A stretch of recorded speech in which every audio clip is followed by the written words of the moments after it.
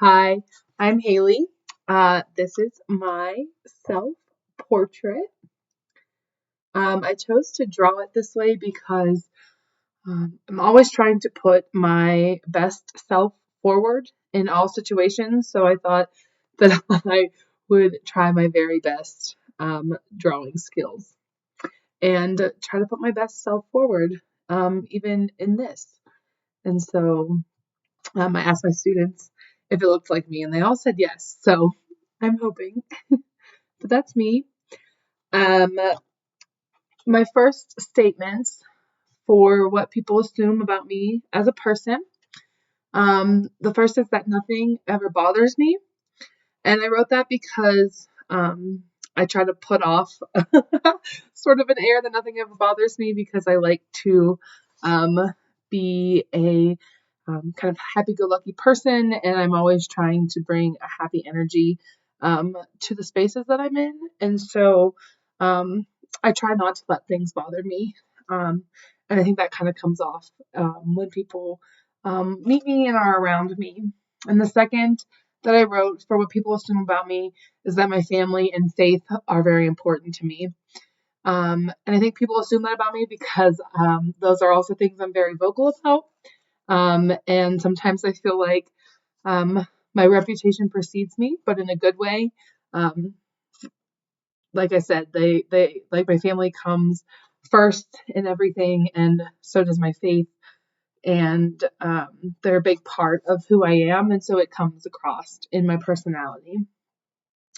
For the second question about what people assume about me as an early childhood educator is that I must be super organized and that I'm very patient. And I think those are qualities that most people assume that early childhood educators have, as there's always a lot going on and you get asked the same question 5,000 times a day. So you have to be pretty patient to um, just be willing to help the little people with their problems and as they grow and learn. It does take a lot of patience, and um, I think that also has just been a part of who I have been my entire life. And again, it's just one of those things that precedes me, I think, as an early childhood educator, but in general, just who I am. And then when people first meet me, they assume that I'm an extrovert and that we'll probably get along. And I think those two also go hand in hand. I'm very talkative and bubbly, and I'm not afraid to like shy away from a conversation. So people assume that I'm an extrovert, but at the same time, I'm kind of like I call myself a extroverted introvert. I actually really like spending time alone, and I refuel that way. But when I'm around people, I'm definitely like an extrovert. And that people assume we'll get along, I think kind of goes with just how my personality comes across. I'm always smiling, happy, uh, just willing to have a conversation. And so as soon as people meet me for the first time, we usually get into conversations and just get to know each other. And I have a lot of friendships that have come from that fact that people just assume that we'll get along. So that is my portrait. So then the back side, I chose to include my faith. This says a lot can happen in 7 days. It's sort of the story of Jesus Christ. And so my faith is a big part of who I am. I'm also a pastor, as well as a preschool teacher. So again, it's just a big part of who I am. My family. This is supposed to be me and my husband. Currently, it's just us and our two dogs, and they're very important to me, as well as my family that's spread across the United States. Uh, we keep in close contact. I'm FaceTime my mom basically every single day, so we're all very close. Something else that is important to me is being a listening ear for people. Um, I like to be there for people, um, let them be able to share their struggles or their successes and just kind of be that sounding board for people. And the final thing is I value continued learning. Um, I have literally been in school for the past 10 years since graduating high school, never once taking a break. So, um, and that's not just for nothing. I mean, I really enjoy being in school. I enjoy learning new things, um, and just sort of growing as a person that way.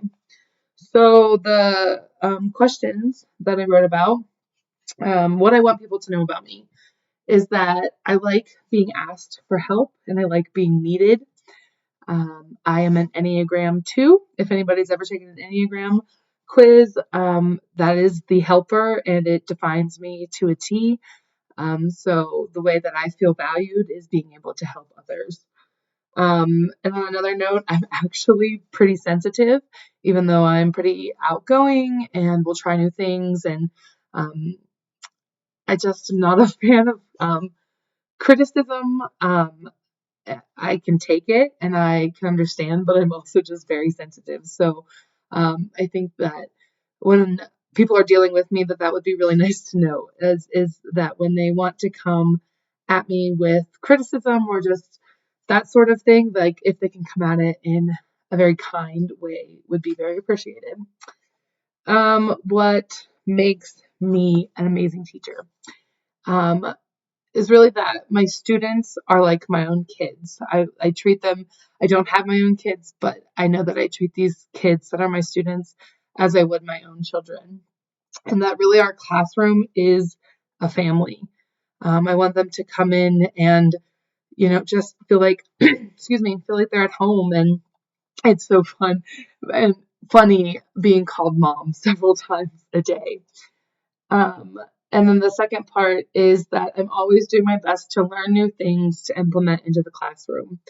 I think coming into teaching as like a second career, and not having the education degree background until this point, um, I know that there are always things that I can learn and try out in our classroom. And I'm just always trying to do better for myself as a teacher and for my students so that they can grow and learn um, to the best of their capabilities, that I can provide those opportunities for them.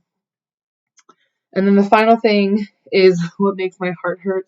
Like I said before, criticism is not my favorite thing, but the other two things that I wrote is that when people don't believe that I can do something, when I put my mind and my heart to something, I will accomplish it. And when people like underestimate me, that really hurts. And the second thing is that when people don't respect my authority, I think that this kind of comes too from being a pastor and a woman pastor. Some people don't think that I have authority in that position. And that always hurts because I feel like that is my calling from the Lord. But then also, like in the education space, because I'm like one of the younger teachers at our school. And so sometimes people just kind of see me as like, oh, this girl, she came in, she doesn't have the degree, she's young, like she doesn't know anything. And that really makes my heart hurt because I'm truly trying my best and learning something new every day and doing everything I can to help the students, not only in my classroom, but in our school as a whole. So that is me. Um, Thanks for listening. I'll talk to you all soon.